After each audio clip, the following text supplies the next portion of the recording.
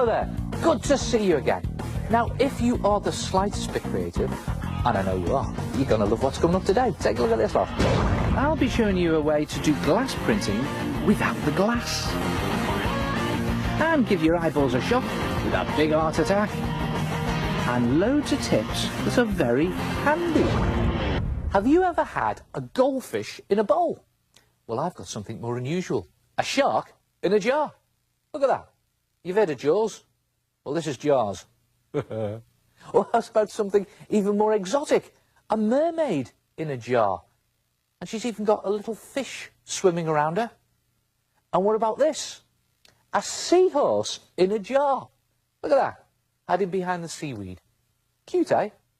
And simple to make in 4 easy parts. A 4-part attack.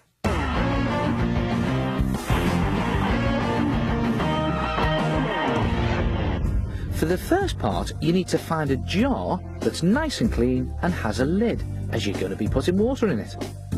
Then take a ball of modelling clay and mould it into a rough disc shape. Now it needs to be about a couple of centimetres thick. And then press it down into the bottom of the jar using your fingertips.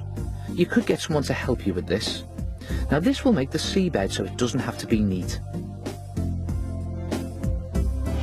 Now you need to design whatever underwater pet it is that you're going to keep in the jar. And it can be anything you like. The weirder, the better. This underwater pet is going to be a cartoony shark. And you must draw him small enough to fit in the jar. Then let's give him a treasure chest for him to keep watch over. And how about some seaweed? Now, I know what you're thinking. If you're going to be putting water in that jar, your paper shark is going to turn to mush. Well, you're right. That's why you need to collect some plastic see-through packaging, like this stuff. Plastic lids like this are absolutely perfect, because this is the clever bit. Place your plastic lid over your design and trace all of the bits. Now make sure you use a permanent pen for this so that it won't run when it gets wet. It must be permanent. Then turn the lid over and paint all the parts using acrylic paint, again so it won't run. How about a turquoise blue for the shark?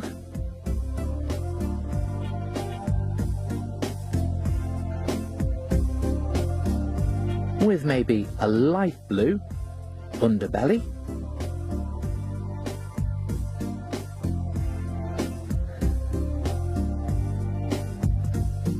And some yellow for the gold coins in the treasure chest. And some brightly coloured seaweed.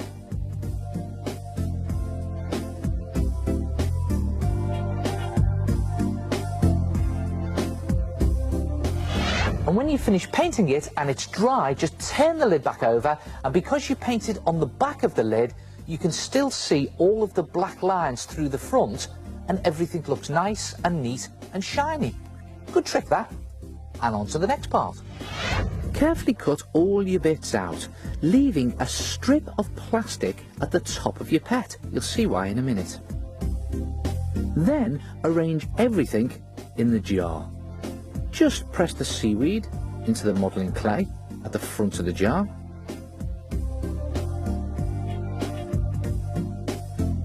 And the treasure chest near the back.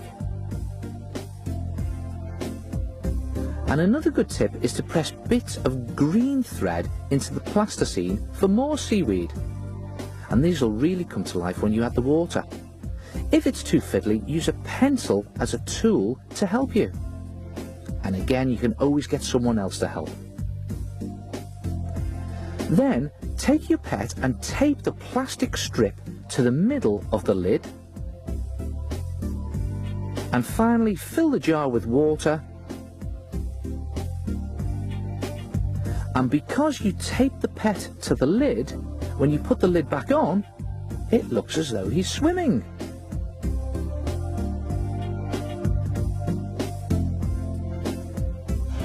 Good, isn't it? And you can make lots of different underwater pets. How about a pet octopus? Look at that. Ugly little brute, isn't he? Bless him.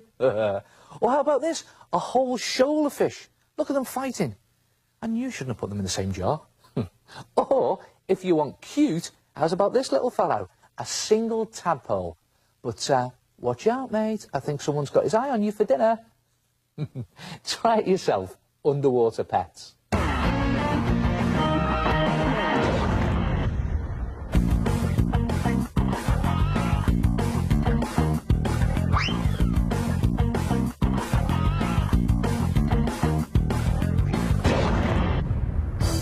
Ah, yes.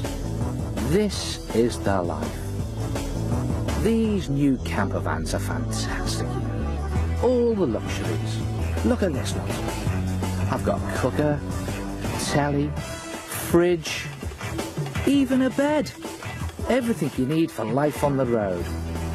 Well, and I've got everything I need for a big heart attack.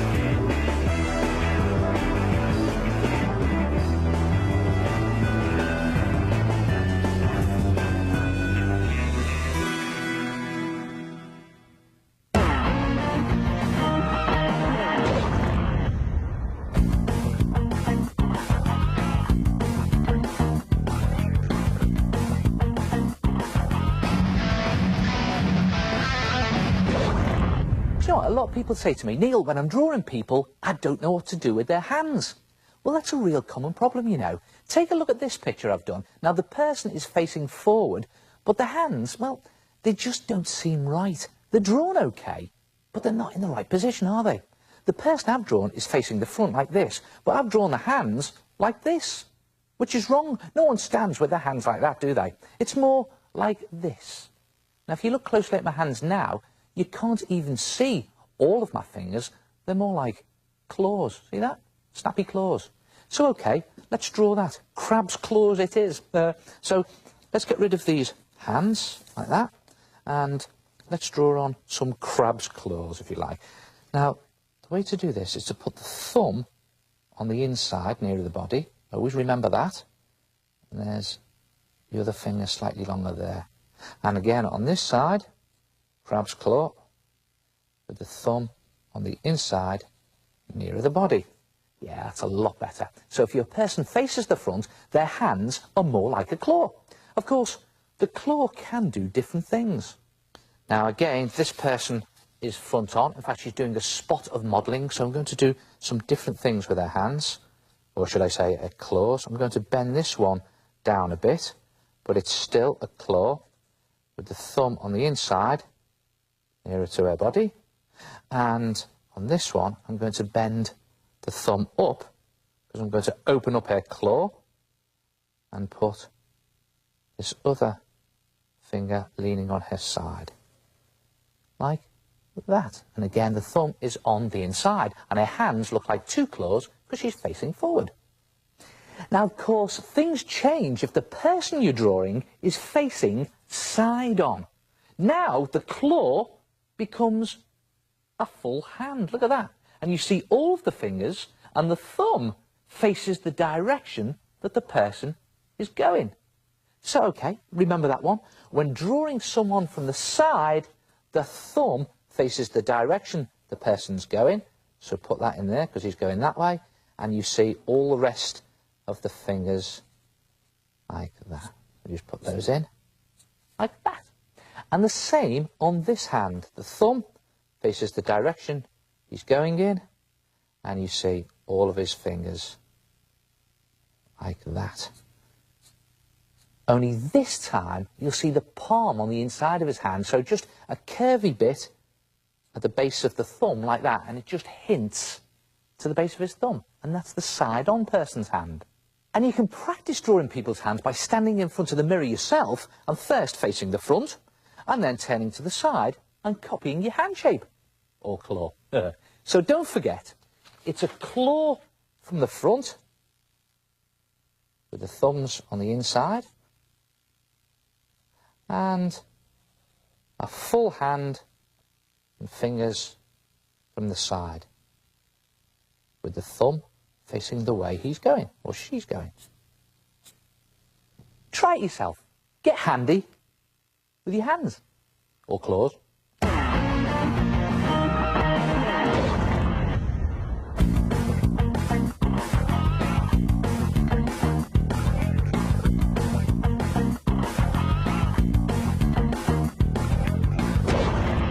Here's a good question. Where do original ideas come from?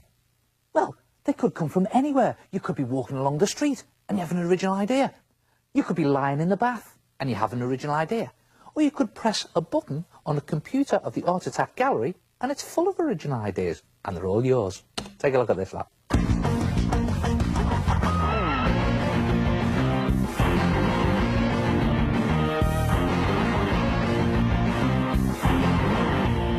Rihanna's owl is brilliantly drawn. She's created a sense of movement in it simply by drawing the owl with its wings outstretched. Superb.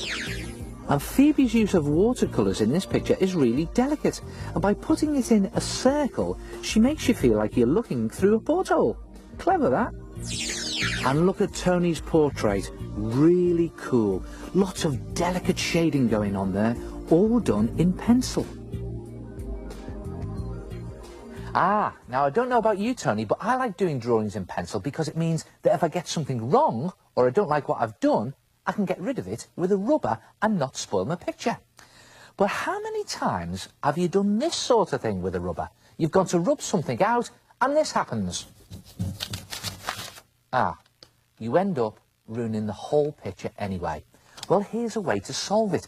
Next time you want to rub something out, say, like this bit here, then place your hand around the area, like this, to keep the paper steady. Then take your rubber and rub away from your hand. Now, it's important not to scrub the rubber back and forth, because that's when you end up creasing your paper. Just rub away from your hand, like that, and you won't spoil the paper. And if you must rub back and forth, position your thumb and first finger like this, press down on the paper, and rub between your fingers whilst holding the paper down firmly, like that. Look at that, professional rubbing. Good little trick, that. Now let's see some more of your work. Just move Tony's picture. Now we've got a joint effort by Sam and Adam. And they've printed using actual fern leaves. And it gives this picture a really realistic effect. And I love all the different textures and materials Annabella's used in her picture. The fur on the tiger's body is a great idea and saves drawing all those stripes, doesn't it? And I think Marlon's picture is really creative. The composition's unusual and he's chosen to draw the details with biro. Fantastic. And take a look at this collage of a Chinese dragon. Now, rather than colouring in his scales, Jonathan's glued on screwed up paper balls and scrap material. And I love these prints that Isabel has made of sunflowers. She's kept the image and the colours really simple, but the result, stunning. Yeah, nice print, Isabel. Do you know what? I love printing, and there are so many different types of printing. You can get some great effects, and they're all great fun to do. Now, one type which creates a really good effect is called glass printing. It's very old, traditional, but the problem is you have to use glass. Unless you do Art Attack glass printing. And instead of glass, you use sticky back plastic. And here's how you do it. First, draw the picture that you want to turn into a print onto some card. Now, I've done this flower with a butterfly, and it's this that you turn into what printers call a plate to print with. And the idea is to peel the backing off your sticky back plastic. That's it, put the backing off like that. And then put your picture, your design, face down and stick it onto the plastic, and then just trim off any excess from around the edges or fold them round the back. And when you've done that, your design is now covered with this shiny surface, and this is your printing plate. Then the idea is to print one colour at a time. So let's start with everything that's light green. That's going to be this leaf. So start loading up your plate. Just take your brush, get loads of paint on it, and just paint it onto the leaf. Just keeping to the lines. And then a little bit of darker green, I think, down the middle of the leaf. And for the stem of the flower. Now use nice thick acrylic paint for this. Then take a sheet of paper that's the same size as the card and line the card up with the bottom edge of the paper and just gently press down the printing plate. And when you lift it off, you'll be left with a green print. Leave this to dry and wipe your plate clean with some damp tissue paper. Then pick the next colour. How's about yellow this time? Load up all the areas you want yellow. And if you keep lining the plate up with the bottom edge of your paper, every time you print, everything should be roughly in the right place. Here it goes. Perfect. Keep going in this way, loading up a single colour, lining it up, pressing it firmly down and leaving it to dry. And each time, wipe the plate clean. And you have a brilliant print. Good, eh? I think it's really effective. I even like the way some of the colours have slightly overlapped. It all adds to that sort of final printy look, doesn't it? Oh, and I can't resist. Watch this. Two little antennae and a couple of little legs. Try it yourself. Glass printing, but without the glass. That was amazing. Glass printing without the glass. I love watching that show because he's always coming up with very cool and creative things to do. Amazing. And we love artwork, especially the artwork that the TVO kids create. We have ArtBot at TVOkids.com. That's right. You can draw something without using paper. Yeah, and you know what? There's so many cool effects. You can pick, like, if you're going to use a paintbrush, a pencil. There's some cool new backgrounds, like a brick